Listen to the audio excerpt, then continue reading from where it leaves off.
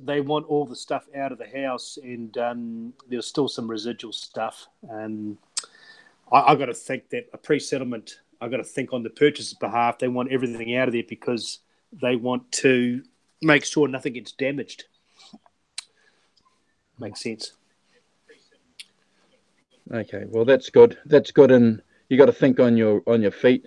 So I'm just saying, hey guys, we've got no one in the chat. That's okay. You're here. So you've been busy, just chasing a few deals. Yeah. Not easy. But do you know a guy called Dan from the Reno guys? Do you know Yes. Yeah. I've just done some sharpening for him. Oh, okay. I found him in the end. He seems all right, eh? Yeah. Well, I'm sorry I couldn't get back to you. No big deal. Quick enough, but I'm just trying to think on my feet. You know, who's free? Most of the guys I know matter under the pump. So I know. I just managed to find him and managed to get him on a Sunday. The problem we had was that we had a quote, and it was $100,000, and a budget $60,000. The quote was just ridiculous. So Dan's coming about 60, which is great. And he managed to be there on a Sunday. Well, you're lucky. I'm just going to do a shout out because we've got Simon here waiting. So Simon's saying good morning to Carl and Andrew. So good morning, Simon. And I just want to show Carl my my Epiphone Sheraton. One day we're going to have a sound test between this and your Gibson, aren't we? Yeah, Saturday morning. I just have to get my guitar out of the pawn shop. You haven't done that, have you? You haven't done that, have you? That's why I've been stalling the Saturday morning. I'm good now. I've had about three sales. So I'm good now. Okay, all right. Yeah. Well, I've got a few guitars, so you know we can always have a jam. Hey guys, hope you. Yeah, we're good, Simon, and obviously, clearly, we hope you're good too. Halfway around the world, we got some good feedback on the first show. Dave, who I spoke about on the last show, Carl, joined us in the chat on that show, and I'm looking for Dave, but Dave is his Facebook name, and his YouTube username is Stafford Studio. So he was joining us. He was already in the chat. So oh, cool. Yeah. So if anybody's actually part of the Hangouts Club, yeah, and wants to, like Simon wants to go live international, go in. Well, that's exactly right. You know, I've been asking him a few times because, like I said to you and everyone else that watched the show a couple of weeks ago, you know, he's a young guy. Stone's nut, in particular, the Brian Jones years, keen to get a tribute band going that focuses on Brian Jones. He's got a bit of gear, knows his gear, and it'd be good to get him on and have a chat with us. So, like Carl said, you know, if anybody that is a regular with us that wants to jump on. I suppose the difficulty would be trying to work out a time schedule. Yeah. But anyway, the invitation's always open. Yep. So kick the ball off. You've got the ball, Carl. Kick it off. Cool. Tell us about Brian Jones. Oh, okay. Yeah, no, we talked about this last week. You know, Brian Jones, I guess, such an interesting guy. Obviously, as we all know now, the founder, the initial inspiration and the initial enthusiasm. But I'd like to talk about, we spoke about the first series. It's a 3-part series. The first part, you know, the slide, his guitar contribution, his a visual appearance, his drive, his connections, his contacts. But I think the middle period's really important because I've started to think that the Stones initially started out as very much a bluesy garage band, but with Brian, with his classical and jazz upbringing and his perfect pitch and his ear and his just his, as we know now, his immense talent. This middle period's really important, the 65 to 67, because he dropped the guitar and he started to add different flavors and textures to their music, which I think turned the Stones from a national to an international band, the sound. Because I was thinking just before, the Americans, they know they can hear money. Aftermath did not include Paint It Black on the British version, but on the American version, it was the first song. And all of a sudden, it was a de facto theme song for a famous American series that came out in the 80s called Tour of Duty. Yes. Which, unfortunately, they used Chris Farlow as the... which he covered the song, he used his version, which is bizarre. But Paint It Black's important because, as we know, Eastern music, the sitar. So I just think that, obviously, as we know, studying the 60s, especially the Beatles being at the forefront, times were changing. Bob Dylan as well, people started to grow their hair a bit longer. Obviously, we heard about, who was the acid guy? San Francisco, the students, people questioning things, the war, civil rights. People weren't pigeonholed into black and white suits and playing,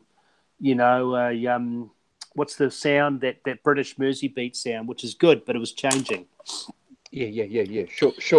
That Mersey beat sound was an interesting phenomenon because you had is it Gary and the Pacemakers? Jerry and the Pacemakers, Dave Clark 5.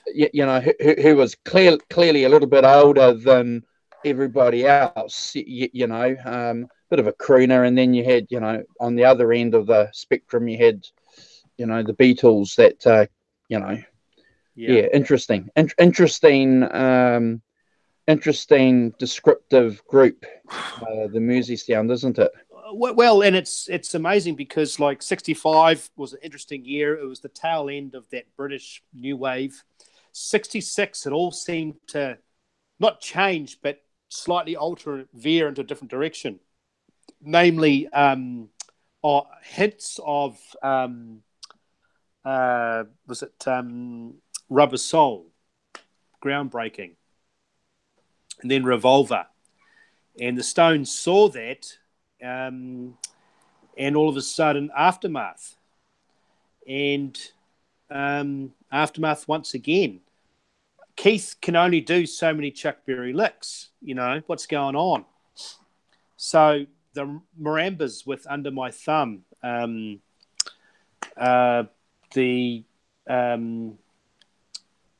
it the Delusima with Mother's Little Helper? The sitar with Paint It Black, all that sort of stuff. All of a sudden, the Stones weren't. What's the word? I'm going to say I'm a big Stones guy, but the Stones were following the Beatles, I think, and I think the Stones were very much influenced with their American tours. They had their ear close to the street. They knew what was going on. They could see what was happening. And I think the album covers demonstrate that. Here's what Carl's talking about. So that's the Delusima that Carl's talking about. There. And also we're all what's the word? Familiar with that pick there of Brian playing the sitar on Paint It Black that Carl just mentioned, and George Harrison. George Harrison had the sitar out before Brian, didn't he? He used it on Revolver. Yeah, but it wasn't. I think I remember listening to that song. It wasn't really pronounced. It wasn't like a sitar sound. So Brian Jones, I reckon, just blew him away. I don't know.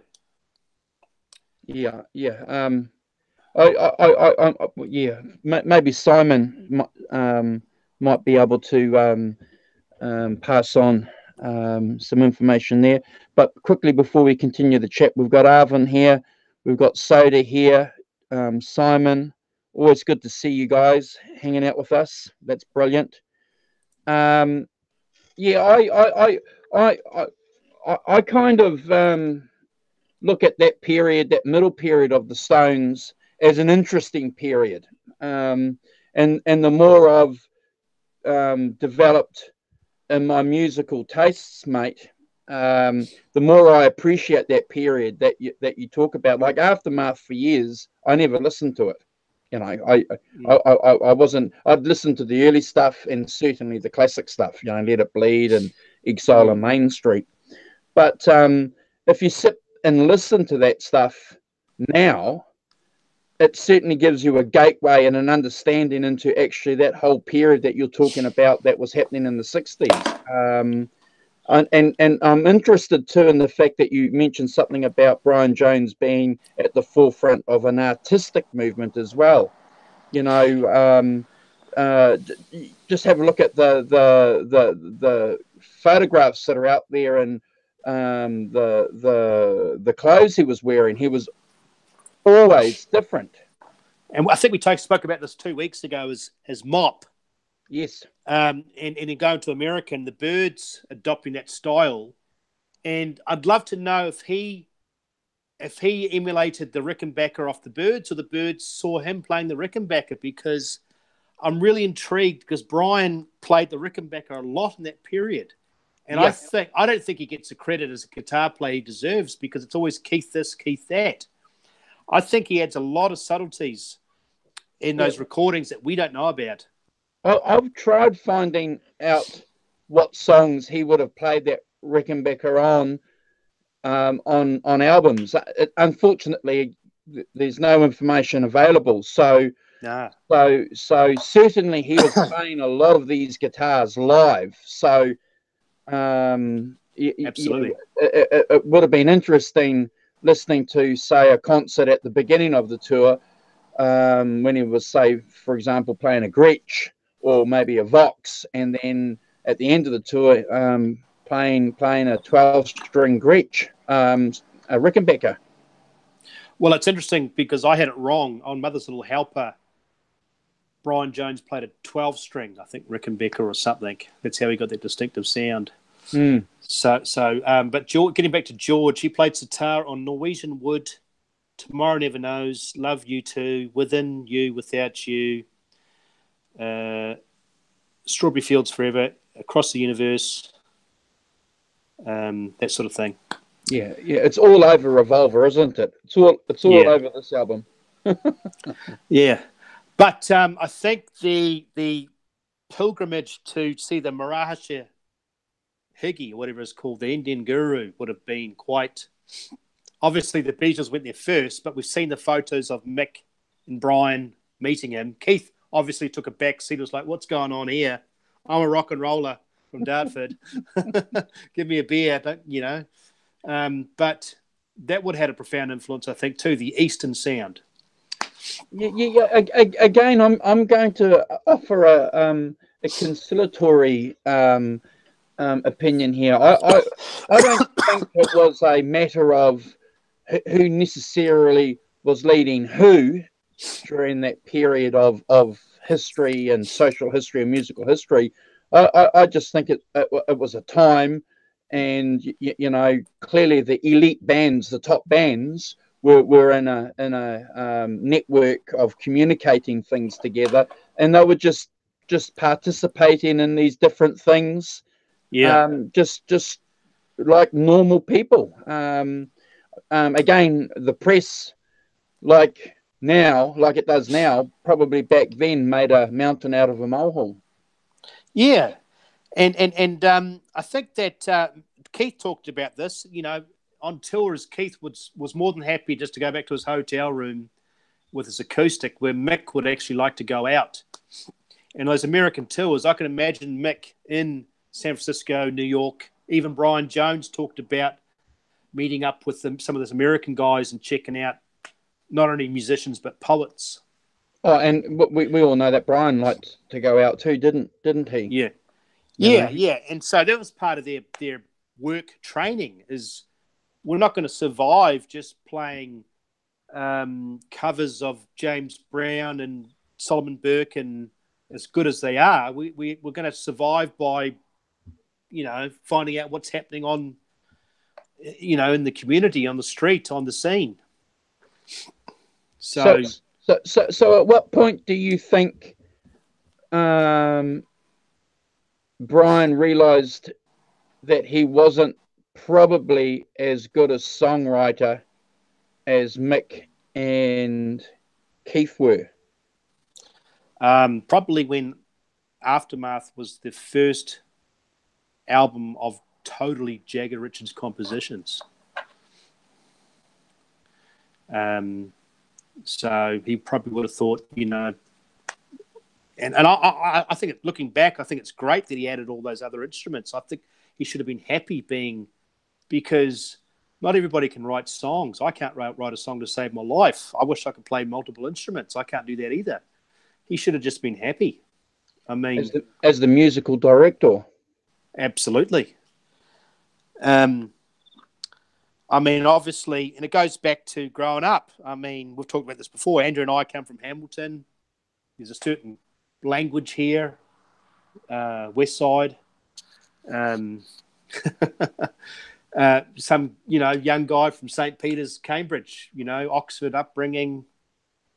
You know, we'll still be friends, but it's just not quite the same. Yeah. You know, but hey, he's had a classical upbringing. This guy from St. Peter's, he can add to the.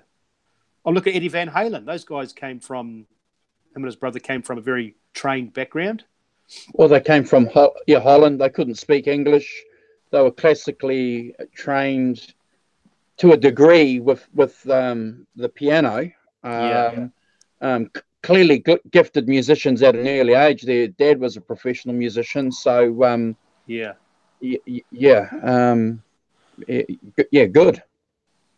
So, I mean, the combination of Jagger Richards was pretty much a formidable force. I mean, they're pretty much two arms, two heads, one sound. I mean, they were just so good. Brian should have just been happy adding all the touches and the texturing and the layering, which he did. But obviously, it wasn't enough for him. So, what do you think? Like I've gone through a couple of books, and I see that Brian Jones in particular was endorsed by Vox. He was endorsed by Hohner for his harmonicas. Interesting that they had these endorsements. You know, back in 1964, 63, 65. Do you know anything about how the endorsements worked for Brian? Was it something that they got financially back, or was it just something that was paid to them with, here's a desk full of harmonicas? Do you know how that worked? No. I mean, more than likely they would have got free instruments. As far as being paid, I don't know. If they were Americans with such a bigger marketing base, they would definitely probably got paid or sponsored, but England probably not so much. Well, they definitely got those Gibsons. I think we spoke about that a couple of shows ago, those Explorers and those they were definitely given those, and the Fender amps.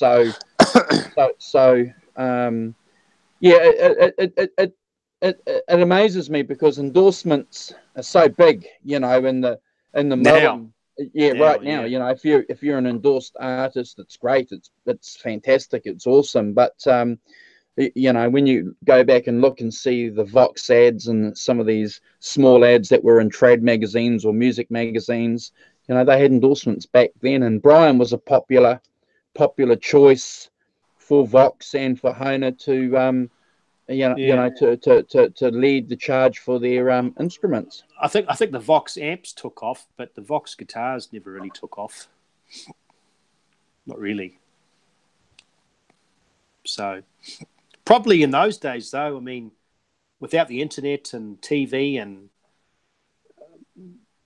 all all that media input we have now, it was probably pretty low key. Some couple of guitars a year, probably about it. What do you think about the theory that Brian Jones deliberately dragged his heels and put himself into a position to get sacked from the band? Is there any truth to that theory, or do you have an opinion on that theory? Well, the funny thing is Keith's always wanted to be a two-guitar interweaving band. To this day, he still stresses that. So it was kind of a double-edged sword, him playing all these other instruments, because sure, they added just beautiful touches to all the songs. Sure, they're embedded in our mind. Ruby Tuesday, the Recorder, Under My Thumb, the Ramba,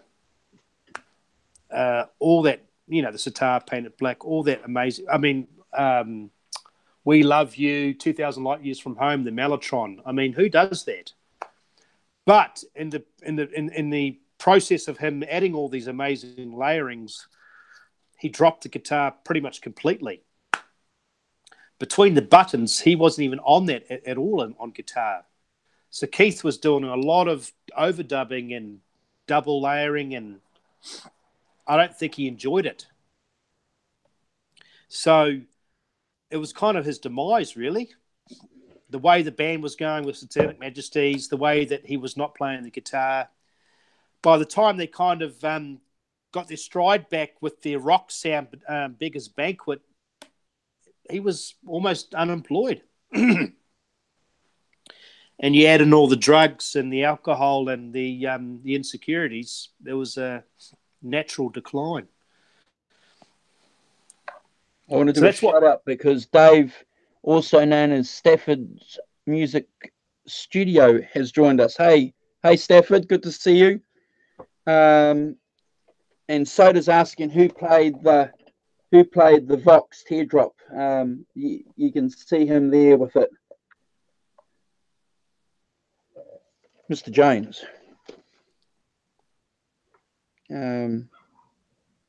Yeah, I don't know. I thought there was an interesting theory that Brian dragged his heels, didn't really have the courage to sort of pull out from the band, but was quite happy and realised that he was going to be shunted, and he was quite happy to pursue a career. He'd had some songs, and there was a pathway that he was going to travel after the Stones. Yeah, I mean, in theory, because we're talking about the middle period, he'd obviously got bored, not necessarily bored with the guitar, but he was so ahead of his time, he could see where the culture was going, even though he was blues-based, that couple of years of not playing the guitar, I mean, I can say this from myself, not playing guitar for a couple of years, you lose your mojo. Mojo to you lose your I mean, a lot of the best players have to keep playing every day. You see a lot of these guys just doing scales up and down all the time. You don't just play and just put it down and just 10 years later you can still do it. You can still do it to a degree, but you've got to keep at it. So I just want to do a quick shout out because we've got Janice here. Hey Janice, thanks for joining us. Always good to catch up with you. You're right. In Keith's book, there's about 3 or 4 mentions by him about how frustrated he was that Brian wasn't around for them to play the guitar together in a studio or at a gig.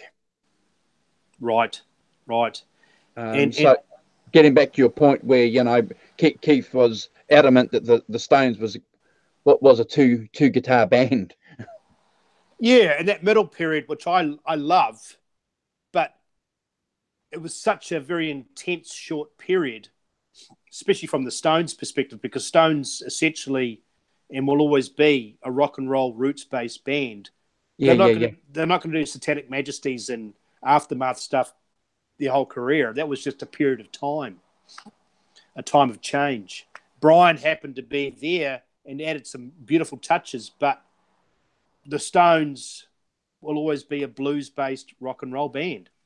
So clearly the Stones then, Carl, would have rearranged a lot of the songs that they played live that had orchestration or some of these Eastern flavoured instruments that you mentioned earlier around the guitars, because, you know, clearly they couldn't pull out the sitar and play that live, could they? Well, No.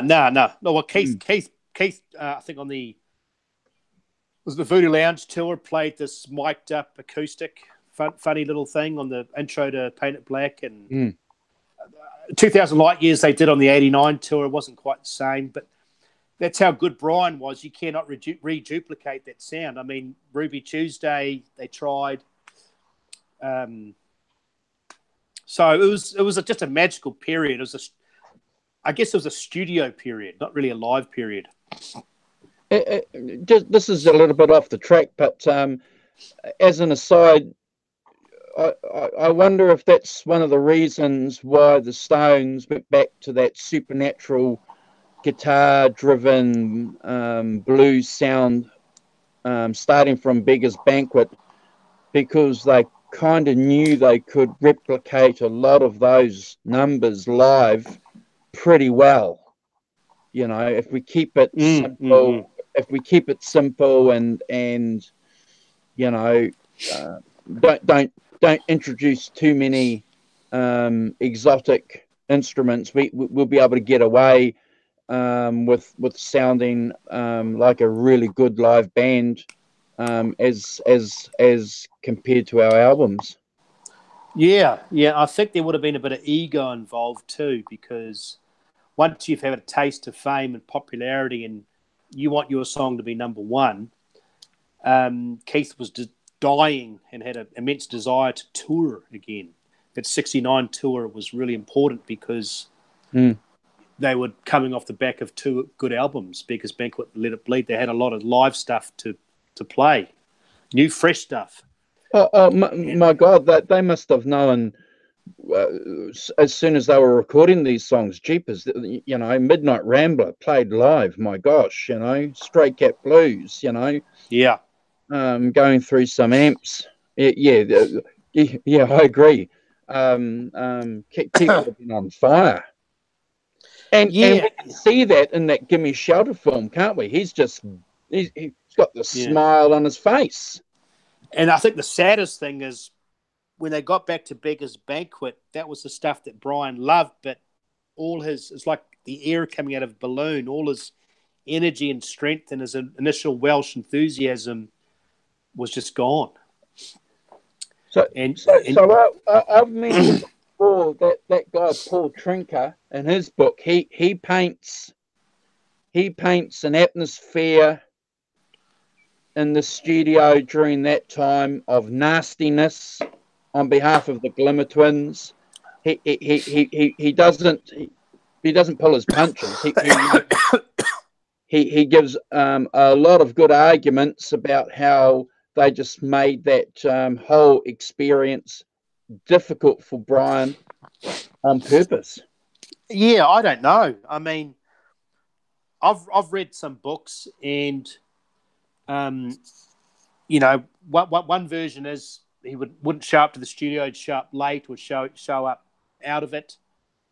Other versions, he was so excited about Jumping Jack Flash and so excited for the new album that he was really trying hard. I don't know. I wasn't there, but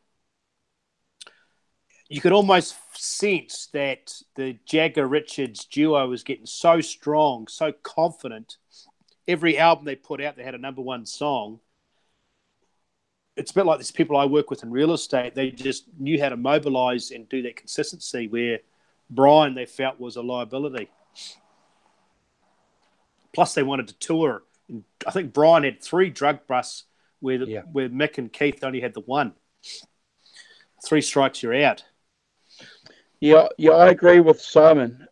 Dislike of Brian, I agree. And if we're all honest, I suppose there's experiences in our own lives where, we've been part of something with somebody, really close, and then all of a sudden, for whatever reason, it just gets to a point where a person or a group of people or an environment that you really love just becomes unbearable.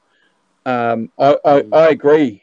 I agree with you on that one, Simon. After reading Keith's book, he makes it quite clear. He doesn't say a lot of nice things about Brian, does he?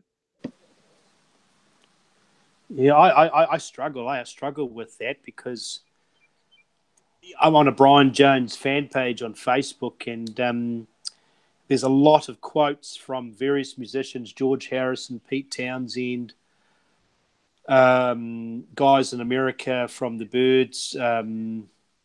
Who else? Ginger Baker, Jack Bruce. They said he was the star of the band. Jimi Hendrix. Jimi Hendrix. He had the talent. He had the mojo. He had, even the black guys said, no one could get our sound like him.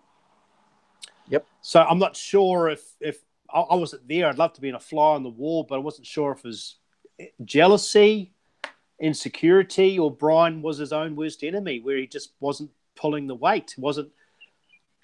Imagine the Stones, with record contracts and managers and staff and tour dates. You basically have to show up every day.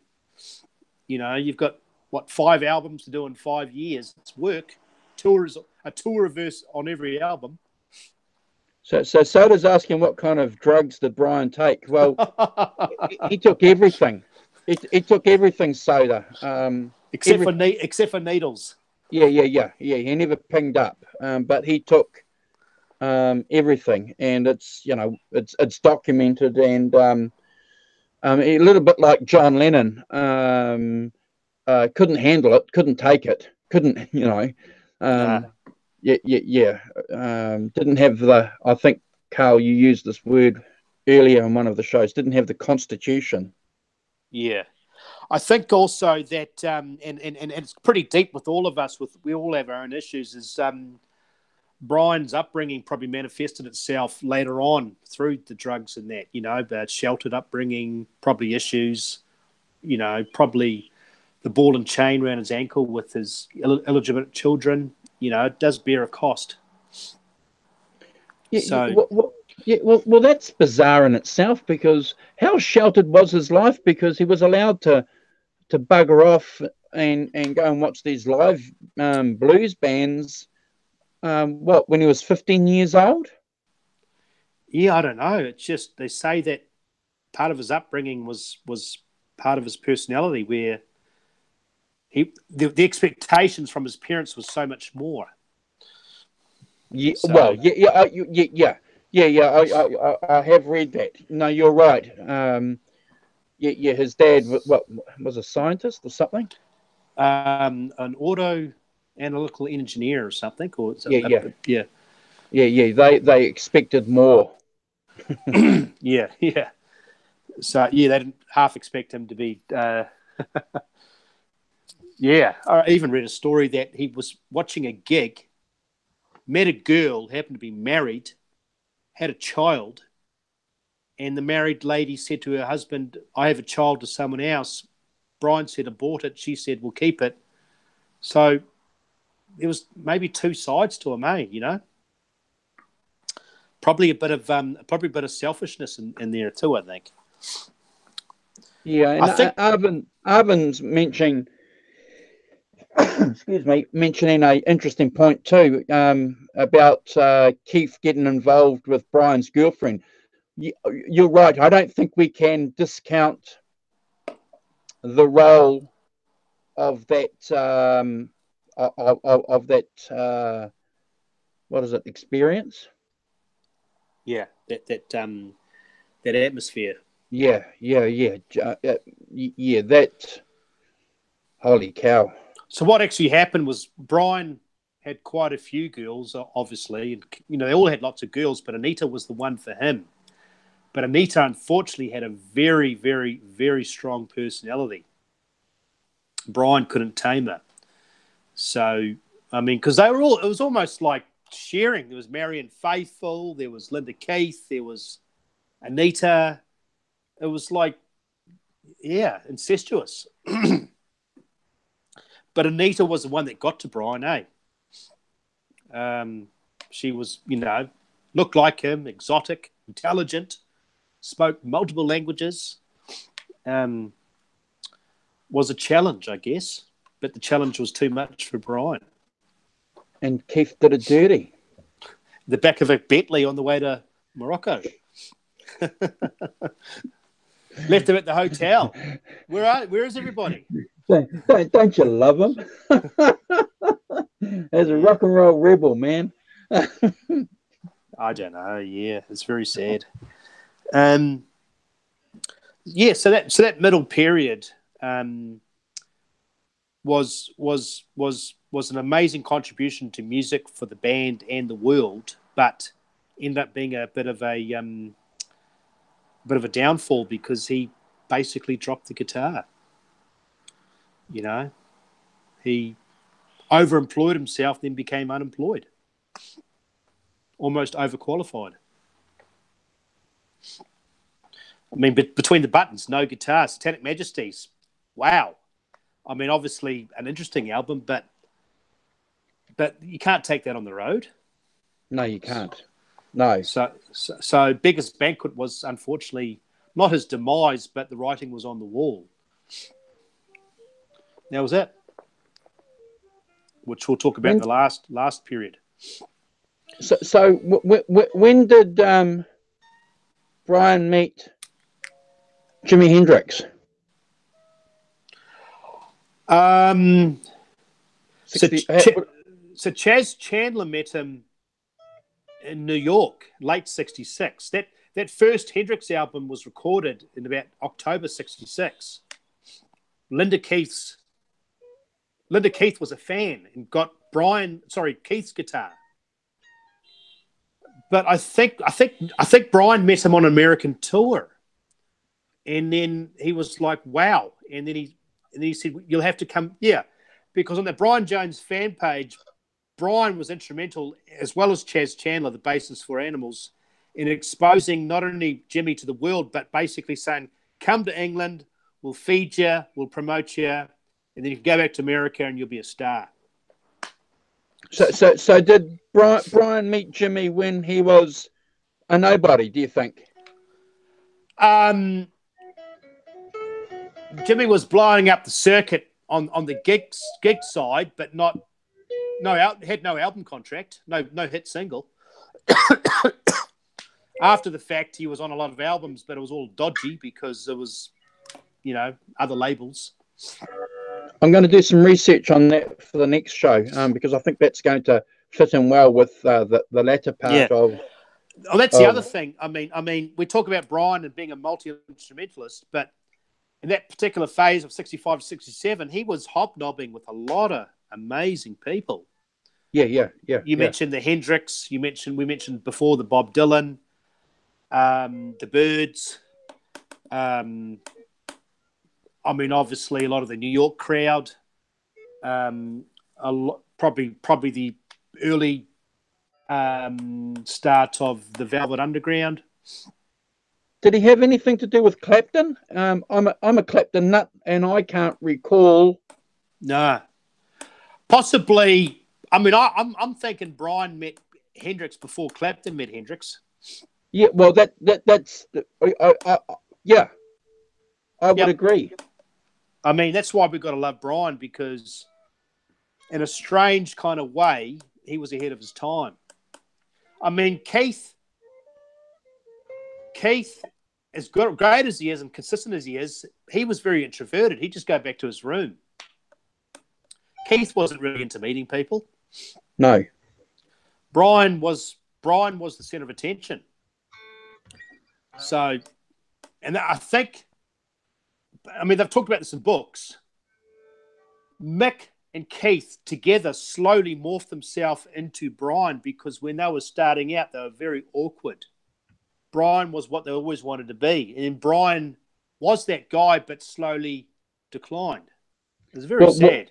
No, you're right, because Keith Richards in his book, Life, talks about how, and I'm paraphrasing, guys, here, he'd get upset with Brian because he was sitting there smoking joints, half off his face, talking philosophy, and Keith is saying, "What are you doing that for? You're a guitar player.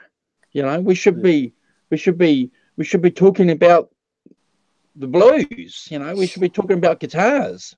Yeah. He was upset. Yeah, that Brian was doing that. And the other thing too, Brian in '66 was at the centre of the world. He had a flat in Chelsea.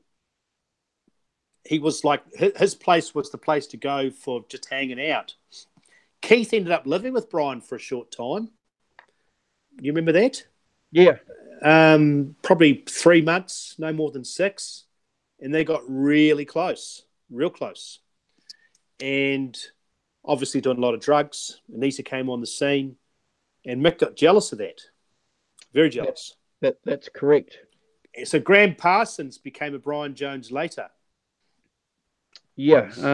Well, there's enough of a argument out there that Mick told Keith to get rid of Parsons, get him out. Yeah. So yeah, it's almost like a marriage, those two, and they're still here, which is good. But out of all this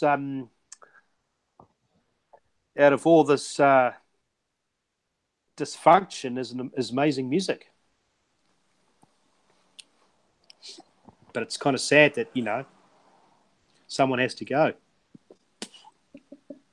Wednesday Stores offering a good comment here that Andrew Luke Oldham split them up a bit too. Yeah. He was a bit of a... he could see, like a lot of managers and producers, no musical talent, but he could see dollar signs which is, perfectly fine in the Jagger Richards songwriting. I mean, because look what followed after Jagger Richards. You got Lennon McCartney's, you've got the Stephen Tyler Perry thing. There's so many songwriting partnerships. Bonnie Taupin, Elton John. People have realised, hey, 2 is better than 1. Leiber Stoller, the Jews that wrote all the Elvis songs and the rock and roll songs. There's so many partnerships in songwriting that they were basically gold.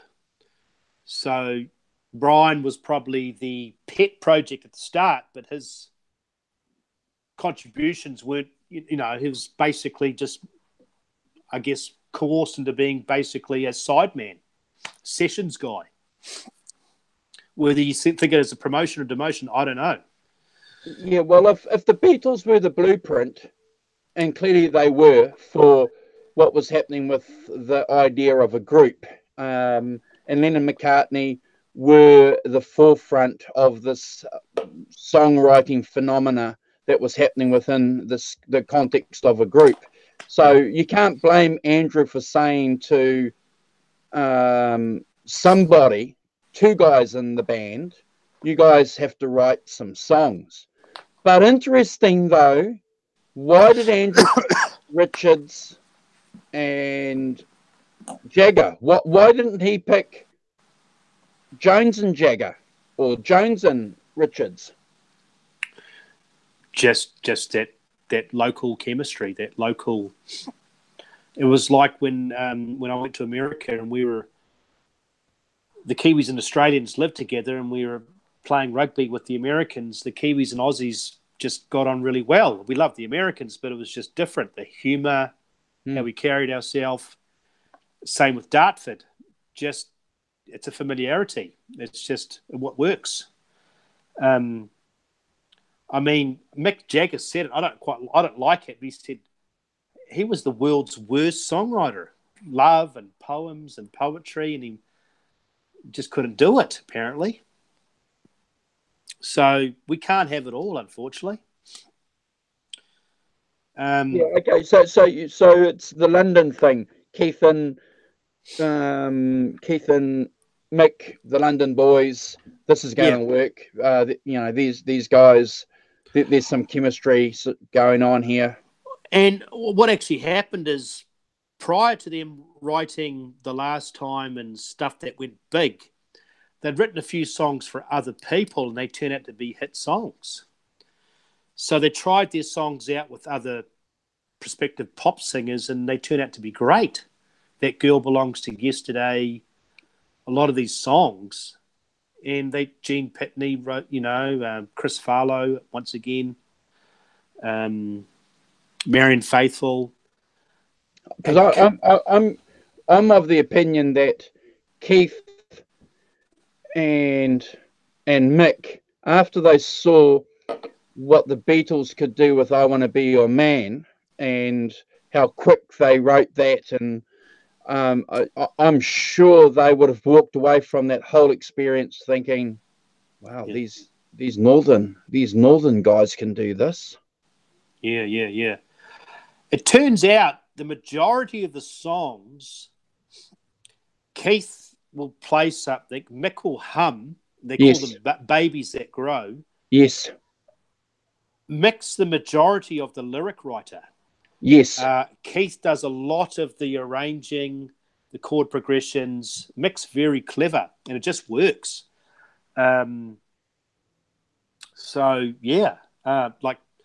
Interesting enough, though, we talk about that middle period where Keith and Brian were really close. Ruby Tuesday should really be Jones and Richard, because Richards wrote the lyrics, Jones wrote all the music. So it was quite cruel what they did, and we know that Mick Taylor was pissed off. Bill Wyman apparently wrote that. Bill Wyman and Brian Jones were in the studio playing the original Jumping Jack Flash riff. I think what we have to remember, though, is that these English guys are pretty tough, even though they may have come from upper or lower middle class families or something like that. They were pretty tough, and Brian Jones used to call everyone Ernie's, who was a working class kind of guy, and they'd take the piss out of people, and and they'd give a bit of shit to people. So but I think that was probably a big part of what was happening back in England. If you didn't defend yourself or put up some front, you were just going to be cannon fodder. Yeah, and some people can handle the road. I mean, I was never a road guy, but in the last 2 years in America, I traveled through 30 states and lived in motel rooms, and I thought, oh, this is pretty cool. I feel like a musician, but it does wear you down. Sure.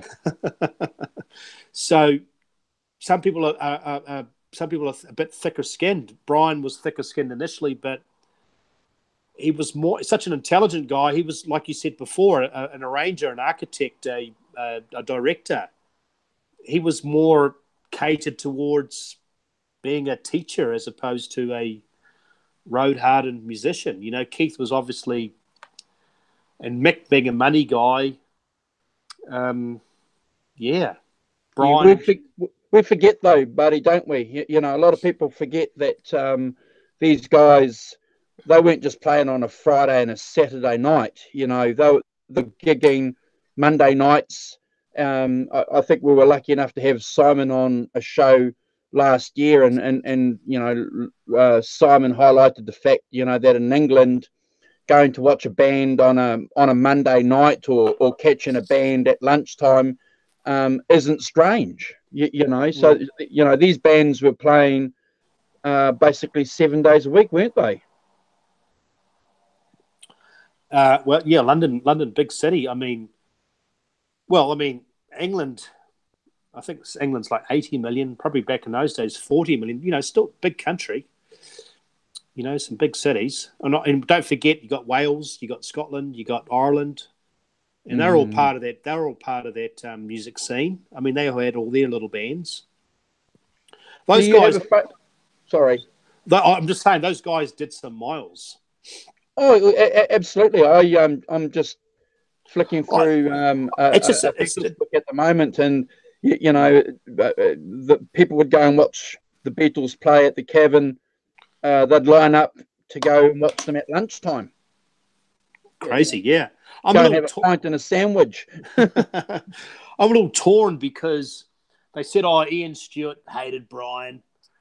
And, you know, Brian and Ian were the first. But Brian and Ian both had a real love affair for trains and train sets. So, and I've seen many a photo where Ian Stewart's looking at Brian at awe, like, look at this guy. So I think there's a lot of, I wouldn't say unanswered questions, but a lot of people siding with the Jagger Richards side of the story, I think. Yeah, I haven't heard or read a lot about Ian putting the boot into Brian. Keith doesn't talk about that much, and nor does Paul Trinker. Look, I don't know. Like you've said earlier, wouldn't it be great to be a fly on the wall? I think Stu, from my own opinion, you know, just by looking at him and reading a little bit about him, I think he would have got on with anybody. Yeah. Well, there's a couple of things. Initially, back in the day, which was a sore point, Brian was the de facto leader, and it turned out after 6 months, a year, he'd been charging £5 more than the rest of the guys. That's correct. Apparently stayed in a better hotel room than the rest of the guys, and apparently drove in a separate car sometimes to gigs. Behest to the disappointment of the rest of the band, but I don't know. I think the best book I've ever read on the Stones, I love it to this day. And I remember being in Wongwa Towers, like 18, read the whole thing from start to finish. And 3/4 of the book was from the period of 62 to 68, was Bill Wyman's Stone Alone. Yeah. Nothing. Yeah. And I was lucky enough to get your copy a couple of years ago to read it, because you certainly, I don't have a hard copy of that because it's Did you give it back? Yes, I did. Oh, thanks. All right. Yeah. It's a signed copy. Yeah. Thanks. Yeah. I've got a digital copy, but certainly you need that book to balance out what Keith. And one thing that struck me about Stone Alone was Bill saying that he should have done more. He should have stood up. He should have said more about what was going on with Brian by the other members of the band. I think Bill's great. I think Bill has the. I think he has the authority to speak on the Stones as a band because he kept a diary from day one. Yep. He actually has a daily journal to back up everything. He was very analytical. So I think Keith and Mick are great people. We love them, but I think they have an ego. I think that Brian was multi-talented, super talented, and just unfortunately a tragedy, really. And Bill and Charlie were the engine room. They were the backseat boys that basically just showed up and did their job. I think you mentioned it a couple of shows ago. Bill and Charlie realised very early on their role within the band. They knew exactly where they would be and made sure that they were going to stay in those positions. Yep. Here's a couple of books. Who Killed Christopher Robin? See that? Yep. I had about 5 of them. I don't know where they all ended up. Painted Black, The Murder of Brian Jones. So we'll talk about these next week, you know, the last period of Brian. I don't want to rain on your parade, but that one that you've got there is by that guy, Hold it up. Jeffrey Giuliano. Yeah. That's 60% bullshit, I reckon. Oh, really? Yeah. I read a book, and it's half it's crap because it just goes on about their love life, but half it's really interesting. We'll talk about it next week. It was written by Suki Poiter, his last girlfriend. And she mentioned some very interesting things in the last 6 months of his life. We'll talk about it next week. Look forward to it. Yeah, but it's a good book. I mean, this stuff here, a lot of this is copy and paste. Yeah. A lot of it. I know what happened to Brian. I studied Brian 25 years ago. I know exactly what happened to him. There's no conspiracy theory. There's no. We can talk about it next week. No, I agree with you. I think some of those books that were written in the early 1990s. Yeah. I mean, the bottom line is there was a deathbed confession. Yeah. That's it. And it wasn't intentional. It was basically some blue collar guys who were extremely jealous, who could not stand the fact that this 5'6" blonde guy got all these women, or had this big house, and could just sleep in all day and just do whatever he liked. But we'll talk about that next week. Yeah, well, Trinker doesn't talk about that. Doesn't give much. Yeah. Well, I'm looking forward to that show because